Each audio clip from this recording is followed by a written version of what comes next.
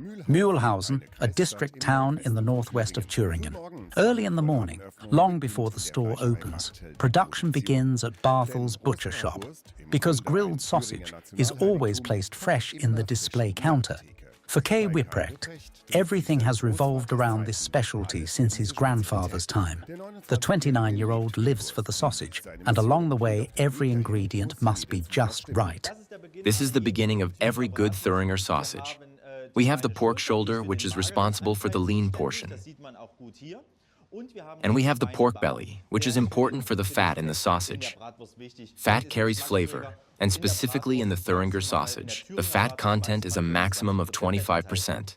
25%. Although this won't help the sausage take over the Weight Watchers menu, among German sausage varieties, it is clearly the leanest.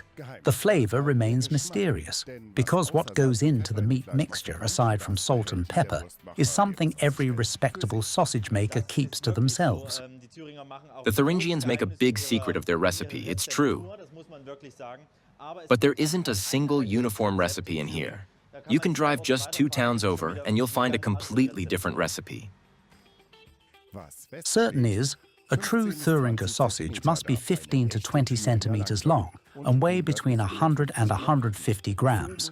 That's how it's done throughout the state. However, one spice divides the opinions of butchers, almost splitting the entire sausage-loving state of Thuringen. Here we have the caraway. However, caraway is a really tricky topic in Thuringen. It divides people into 2 camps. Some love it, and others can't stand it. This is the Caraway Equator, which is said to run along the Rennsteig. Everything north of it uses caraway, and everything south of it does not. The Rennsteig, with its 170 kilometers, is Germany's longest hiking trail. Along its sides, 350 million Thuringer sausages are produced annually. Since 1404, caraway has always been used north of the Rennsteig. In the south, however, it would never occur to any butcher to include the spice in their sausage. The caraway-free sausages, at least, seem to be an international hit. These sausages are even exported as far as London. Holger Scholz and his team have come to Erfurt for the opening of the sausage season. However, even as a true expert in southern Thuringer sausages, he can't fully explain why his don't taste like caraway. All I can say is that it probably developed historically. I've known since childhood that the sausage here doesn't taste like caraway as it does in the north. We might have a slight hint of garlic in our sausage, and maybe that's how it evolved over time. Perhaps it has something to do with caraway being more prevalent in the northern region.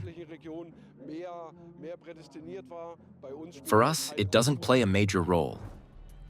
Back in Mühlhausen, Kai Wipprecht begins the final production, caraway or not. For him, it's clear what definitely does not belong in a Thuringer sausage anywhere in the Free State: spices like marjoram and thyme, or additives like wild garlic or lemon zest. A purity law applies here. He presses the sausage mixture into natural casings.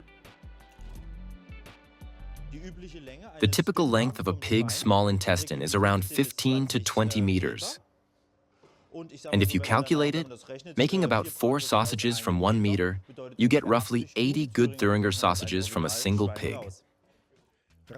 Statistically speaking, Germans consume 30 sausages per year, a figure that only evokes a pitying smile from the people of Thuringen, as they average 88 sausages per person annually. And since per capita consumption includes both babies and vegetarians, some people likely eat a sausage every day.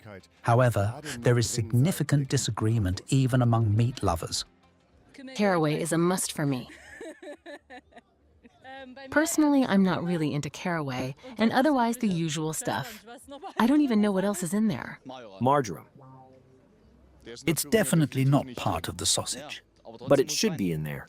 There are differences, and you have to be able to taste them. That's where marjoram is pretty awesome.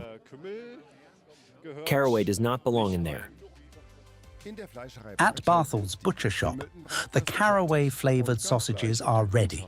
And whether or not customers can taste what's inside the sausage, what must never end up on it, is explained firmly by saleswoman Jana. She makes it clear to everyone, including the customers, A definite no-go for the Thuringer sausage is, of course, ketchup. If you have a good Thuringer sausage, all you need is a quality mustard and a bun. That's it. And this message, it seems, has reached the German sausage connoisseurs. Anyone in Erfurt who reaches for the ketchup bottle reveals themselves as a tourist and not a gourmet.